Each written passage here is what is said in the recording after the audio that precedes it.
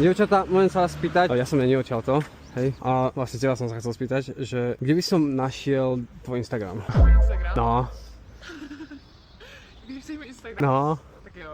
jak sa voláš ešte? Stačí iba, ja som Kamil a ešte vy kamarátky, hej? Ano. Tak aj s vami sa zoznámim, jak sa voláš? Teší ma, ty? Teší ma, lebo ja som sa sem presťahoval a Ty studuješ.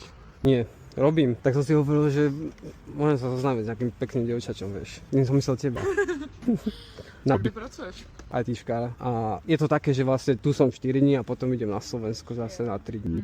Takže je to také, ale ako ITčkar ti musím povedať, že čo? Nic povídej. Že nemám data, takže mi to budeš musieť nejako nadiktovať a ja ti potom napíšem. Iba to? Ďakujem pekne a... Dobre, sa ozvem. Aj vám, dievčatá.